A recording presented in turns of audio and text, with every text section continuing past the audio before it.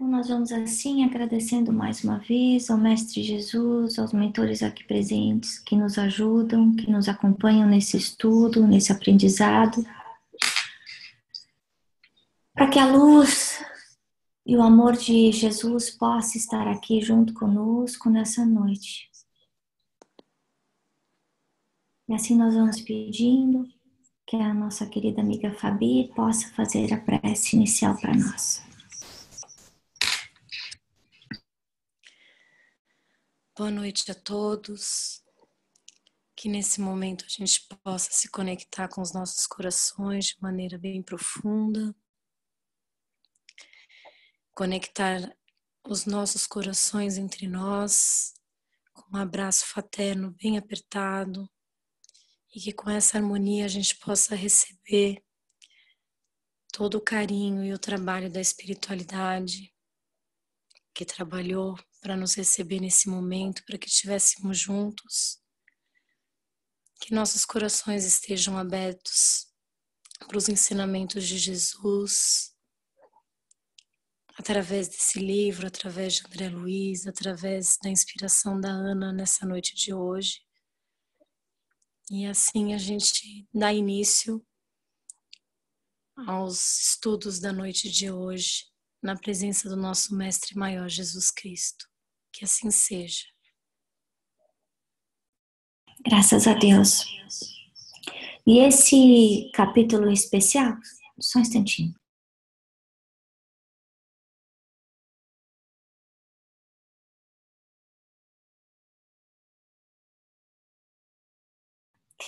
E a gente viu nesse capítulo interessante que a presença do plano espiritual maior é contínua com a gente, né? A gente não tem consciência disso. A gente não tem consciência, mas eles estão sempre ajudando a gente, né? Então, para a gente começar, a primeira coisa para a gente pensar é isso, que a bondade de Deus é infinita. Então, muitas vezes a gente não está sabendo apreciar a ajuda que a gente está recebendo, o suporte que a gente está recebendo, mas é importante nós lembrarmos que onde a gente estiver, na situação que a gente estiver passando, a gente nunca está sozinho. Que a ajuda está sempre do nosso lado, que todo aquele que trabalha na seara de Jesus tem o suporte magnético constante da espiritualidade. E isso não significa que a gente não vai ficar triste, que a gente não vai ter problema, que a gente não vai passar por altos e baixos.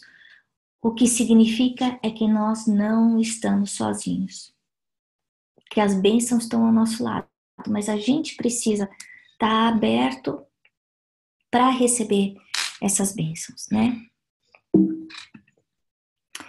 Então, a gente, nesse capítulo que está falando da hora do sono, que lembrando que durante a nossa hora de sono é quando a gente se liberta do corpo físico e a gente entra naquela situação de quase semi-morte, né? De semi-morte. Por quê? Porque a gente fica preso, o espírito fica preso ao corpo físico só por um fiozinho que é preso onde fica o umbigo, né? O que a gente conhece aí como o cordão umbilical. E o espírito fica solto como se fosse um balãozinho, né? O que a gente viu nesse capítulo é que durante o sono a gente continua tendo a mesma liberdade de escolha como a gente tem durante o dia. Então eu posso escolher se eu vou fazer exercício ou se eu vou ficar em casa dormindo, se eu vou comer bem ou se eu vou comer porcaria, se eu vou sair com o João ou se eu vou sair com a Maria. Nesse caso, durante a noite, o que ele está mostrando para a gente é que existem essas escolas. Nós já vimos aí o Centro dos Mensageiros, né, no livro dos Mensageiros, em que iam também alguns espíritos, e André Luiz descreve que eles tinham esse fiozinho dourado prendendo eles, né? Então, relembrando a gente que existem essas escolas. Essas escolas são voltadas para quem? Essas escolas no plano espiritual são voltadas para todos os trabalhadores da Seara de Jesus, significa para nós. Nós estamos incluídos nesse grupo. Agora, o que precisa é a gente, na hora de dormir, estar preparado para participar dessas escolas, para conseguir entrar nessas escolas. E qual que é a roupagem que a gente precisa para isso, né? É a qualidade do nosso comportamento, a qualidade dos nossos pensamentos. Outra coisa que é importante é que da mesma forma que os encarnados estão sendo esclarecidos nesse grupo de estudo, que é liderado por Alexandre, existem também outros trabalhadores que já estão no plano espiritual, como no caso do grupo do Francisco. Então, essas bênçãos estão abertas. É uma assembleia, é uma oportunidade de aprendizado, onde quem sabe mais, no caso do Alexandre, dá àqueles que sabem menos, né? E nesse caso é interessante, porque a palestra é sobre mediunidade e psiquismo. E isso é de interesse não só dos encarnados, mas também dos desencarnados. Agora, é importante a gente lembrar que a recordação é limitada, não porque o aprendizado seja limitado, mas porque o nosso instrumento, o nosso corpo físico, o nosso cérebro ainda é muito rudimentar para conseguir apreender todo o conhecimento que nos é dado durante esse trabalho, durante o sono. A gente já viu isso em outros livros de André Luiz, descrevendo essa limitação cerebral. Agora, todo o conhecimento que é angariado por nós, seja durante a nossa estadia aqui na Terra, acordados ou dormindo, seja durante o plano espiritual, isso fica guardado no nosso espírito, impregnado no nosso perispírito. Então, nós, como espíritos eternos, guardamos esse conhecimento. Então, as escolhas que nós fazemos sempre vão estar, de alguma forma, moldando de uma forma positiva ou de uma forma negativa aquilo que a gente é, né? Quando a gente vai para essas escolas, quando a gente vai e participa dessas aulas durante a noite, o que acontece? A gente vai acordar com uma sensação boa, feliz, energizado. Então, o maior beneficiado disso tudo somos nós mesmos, né? Então, e o interessante é a gente saber disso e mesmo assim não fazer. Mas, se a gente pensar que tem muito médico que fuma, apesar de saber que o cigarro dá câncer, que tem muita gente que come errado, apesar de saber das limitações de saúde que tem, todo mundo sabe que é importante fazer exercício, mas muito poucos fazem exercício.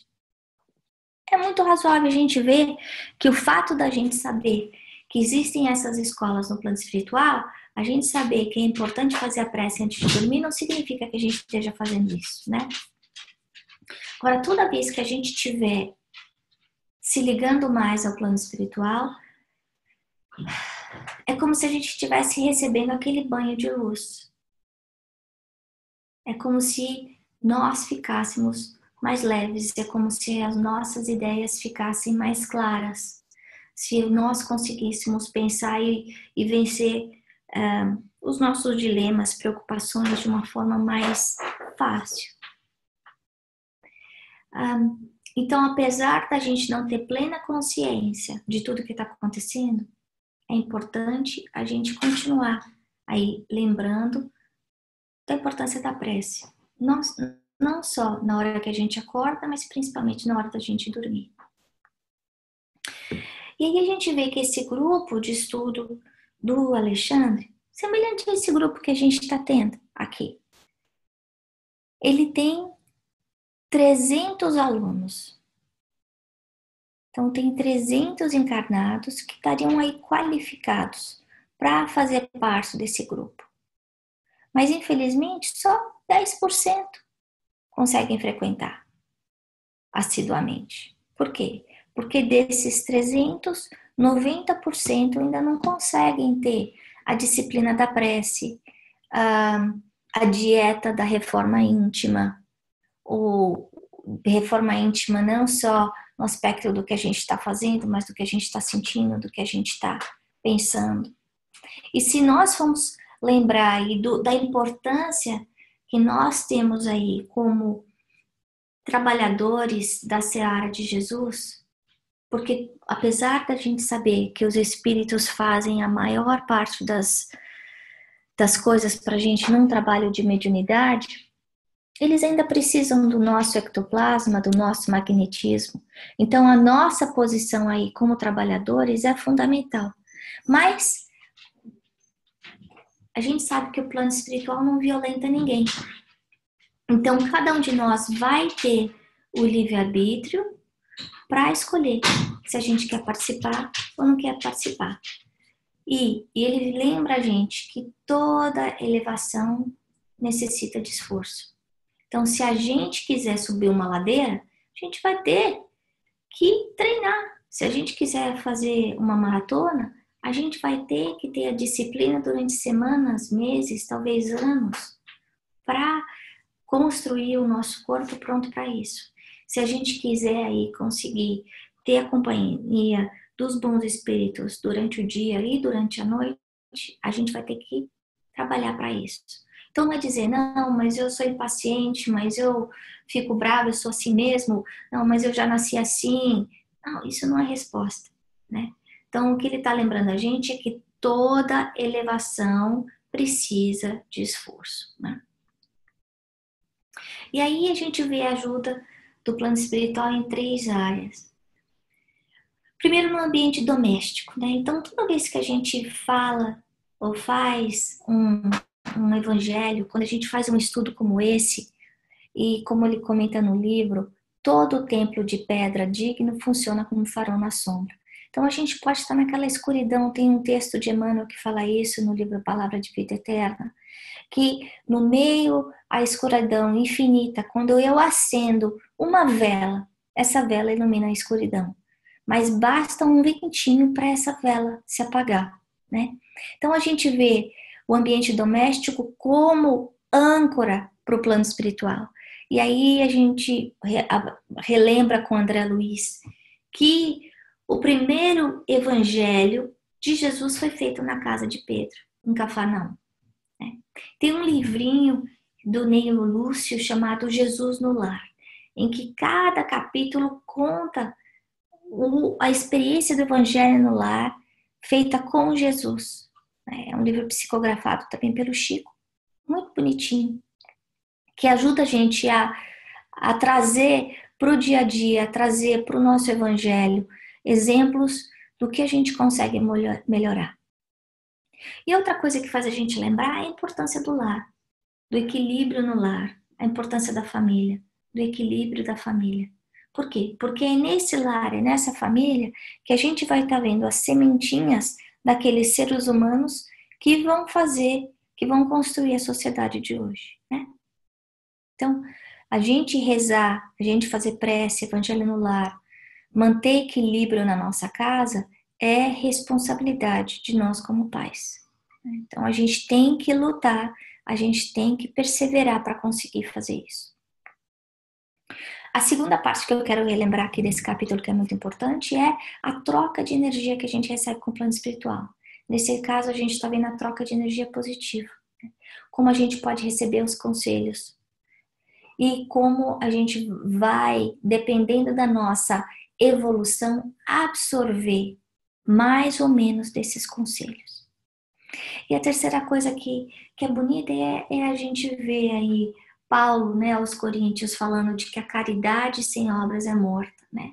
Então, a gente vê aí, aprendendo com o Alexandre, que hoje a gente vê escola separado de igreja, vê orfanato separado de igreja, mas que no futuro vai ser uma coisa só. Por quê? Porque a gente vai ter a fé combinada com a ação. Então, nós como espíritas, não adianta eu me dizer espírita e não trabalhar em benefício do outro. Eu só ficar centrado no que é bom para mim. Né? Então, eu tenho que procurar ver o que é possível fazer talvez no meu centro espírita para ajudar. O que está disponível para mim em relação à comunidade. E se eu não tiver a habilidade de fazer nenhuma coisa nem outra, então, que eu faça nas minhas preces vibração por aqueles que necessitam mais do que eu. E se eu fizer vibrações, trabalho de vibração sérios, no mesmo dia, na semana, na mesma hora, pode ter certeza que a gente vai ter o suporte magnético do plano espiritual também. Né? Bom, mas aí a gente vê que tem 2 membros que estão faltando, e aí o André Luiz fala, o Alexandre fala, Sertório, por favor, vai procurar, né, o Vieira e o Marcondes. E a gente vê 2 situações bem antagônicas, bem diferentes. A primeira é a do Vieira, que, será que ele fez a preparação dele ao dormir, né? O pesadelo que ele passa, que a gente vê a descrição de que ele está quase desfalecendo, está quase morrendo, de tanto que ele está sofrendo pelo pesadelo, é porque ele foi maledicente durante o dia.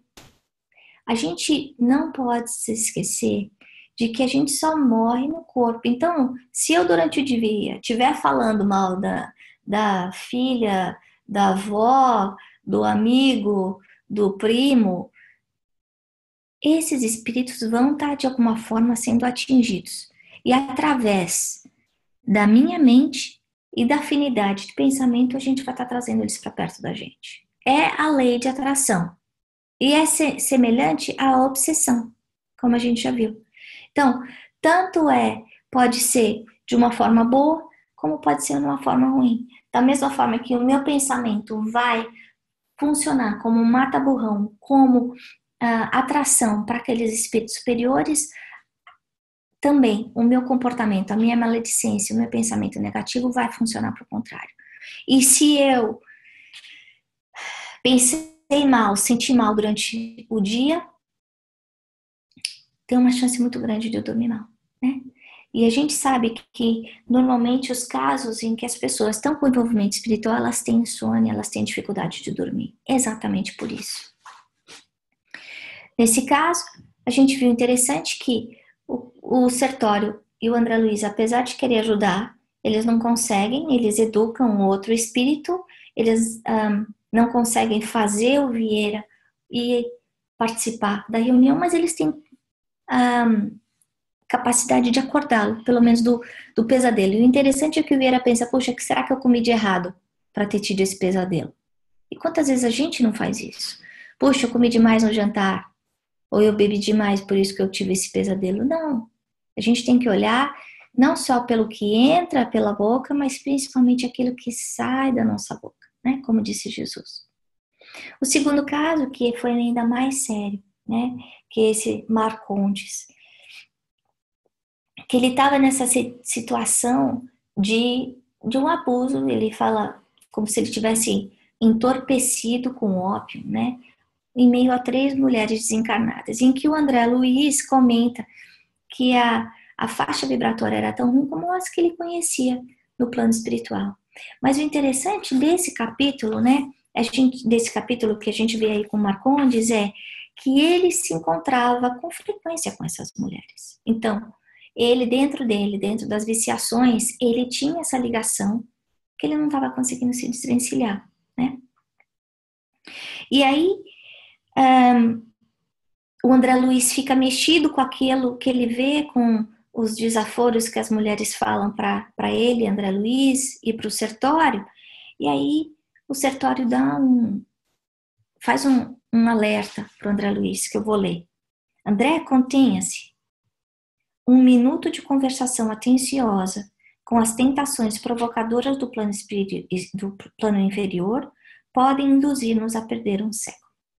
Então a gente vê que quando a gente baixa o padrão, a gente pode fazer tanta bobagem que a gente pode atrasar a nossa evolução. E a gente vê isso aqui na Terra. Um ato mal pensado pode, de repente, estragar anos de trabalho. Então, a gente vê isso como, por exemplo, em casos mais dramáticos, como no caso de um assassinato, no caso de um suicídio, no caso de um roubo. Mas tem também, no momento de desequilíbrio, eu ferir eu romper com relacionamentos que eu não devia ter rompido. Por quê?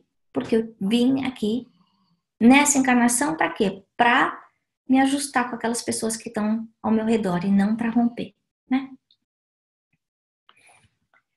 Então, para finalizar o nosso estudo de hoje, como eu faço sempre nas outras aulas, é para a gente refletir aqui, né? Então, como é que andam os nossos pensamentos? Como é que o meu pensamento está influenciando a minha saúde? Os meus pensamentos de tristeza, de desespero, de desilusão.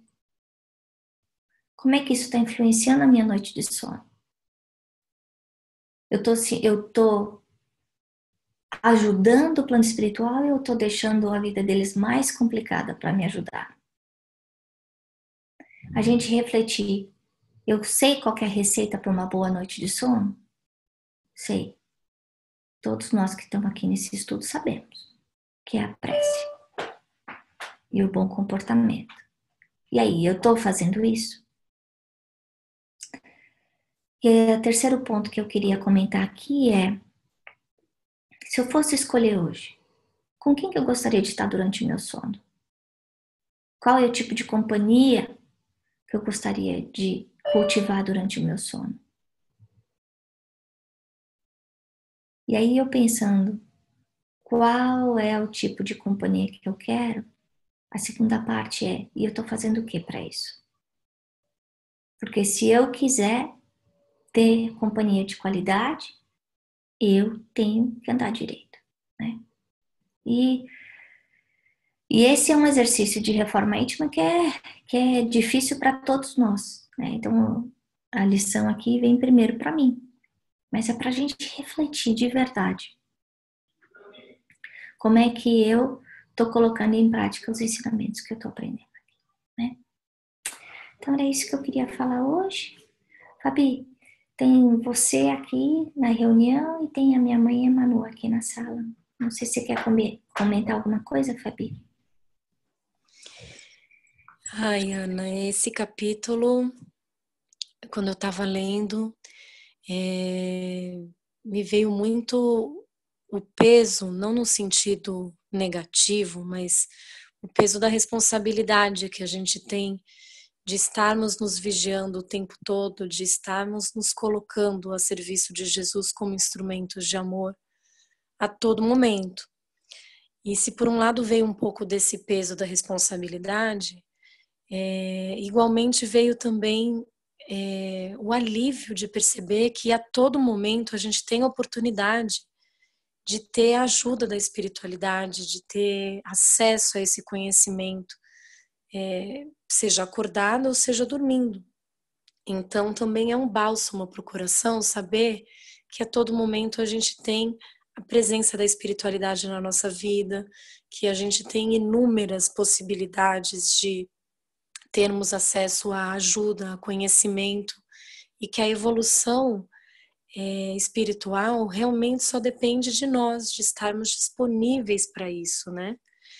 Então, como em todos os livros do André Luiz que a gente vem estudando até agora, a gente vem acompanhando um pouco com ele, um pouco da evolução dele, e a gente a todo momento se coloca no lugar de cada personagem, seja encarnado ou seja desencarnado, fazendo esse exercício de estarmos conscientes e de estarmos fazendo esse esforço, né, tanto da reforma íntima, quanto de nos colocarmos disponíveis e conectados com essa superioridade. E não é fácil, né, a gente se manter dessa maneira, porque somos muito imperfeitos, mas Jesus sabe que somos imperfeitos. O importante é a gente se colocar disponível a todo momento para recomeçar. Então, no capítulo ali que acho que foi o Marcondes, né, que fica até com vergonha, né, de ser encontrado naquela situação, eu acho que muitas vezes a gente se identifica com ele em situações que a gente sabe que não estamos fazendo o nosso melhor e que a gente está fazendo até alguma coisa realmente digna de correção. E a gente fica com vergonha de nós mesmos e diante de outras pessoas, seja encarnado ou desencarnado. Então, acho importante a gente reconhecer o erro, né? Não se punir necessariamente, mas poder fazer o reconhecimento para que a gente, num próximo momento, esteja disponível para Jesus como instrumento de amor. Eu acho que você falou uma coisa bem importante, que é cair, a gente cai, né?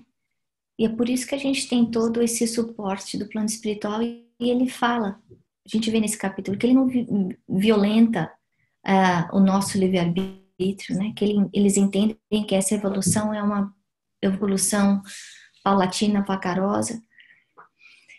Mas o importante é que quando a gente escorregar na casca de banana que a gente mesmo jogou no chão, a gente levanta rapidinho, né? Que a gente tem a opção de demorar 1 hora, um dia, uma semana, um mês.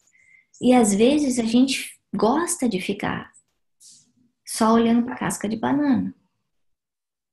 Então, a gente lembrar que vai ter uma mãozinha para levantar a gente, mas que a gente precisa fazer a nossa parte, né?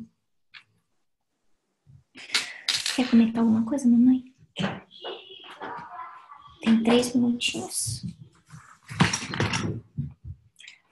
Meu comentário é rápido, mas eu considero importante porque nós vamos registrar que os conceitos que André Luiz traz aí, nesse capítulo, aparentemente curto, aparentemente singelo, são conceitos de fundamental importância para a nossa vida material e para a nossa vida no plano espiritual, encarnados e desencarnados. E o que André Luiz está ensinando é muito semelhante ao que Emmanuel ensina. Emmanuel diz: o mal não merece comentário em tempo algum.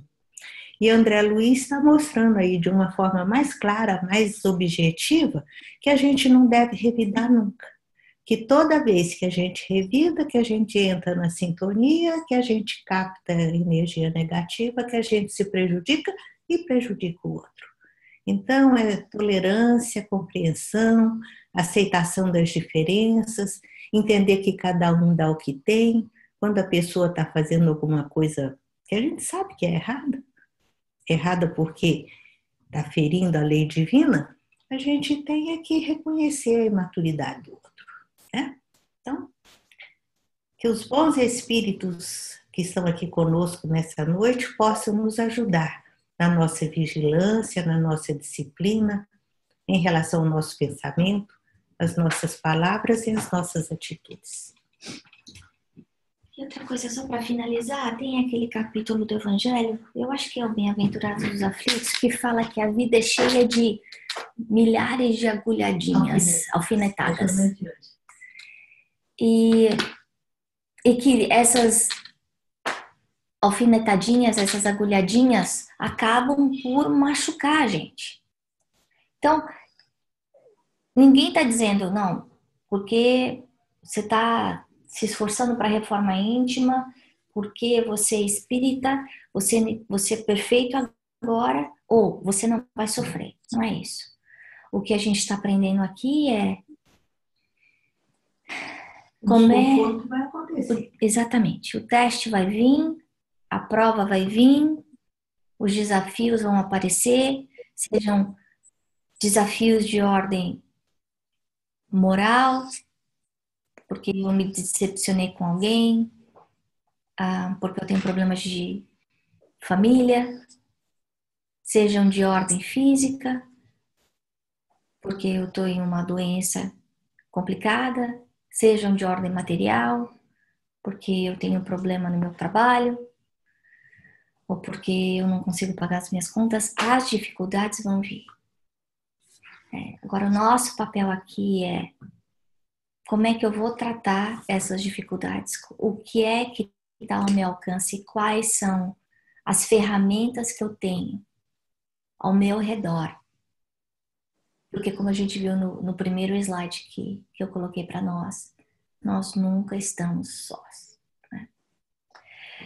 E aí é esse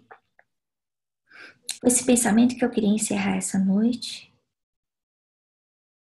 agradecendo mais uma vez a André Luiz a oportunidade de estudo, ao suporte magnético, a faxina espiritual que é feita ao nosso redor, no nosso lar, em nós mesmos, todas as quartas-feiras, que nos ajudam a continuar esse estudo e esse aprendizado, nos dando mais ânimo, mais tranquilidade, trazendo harmonia para o nosso lar, com essa visita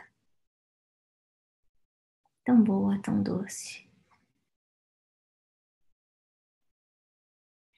Nós gostaríamos de agradecer também todos os mentores que nos acompanham nesse estudo, que nos ajudam aí nas nossas imperfeições, tropeços, mas que continuam firmes e confiantes aí na pouca ajuda, no pouco que ainda fazemos.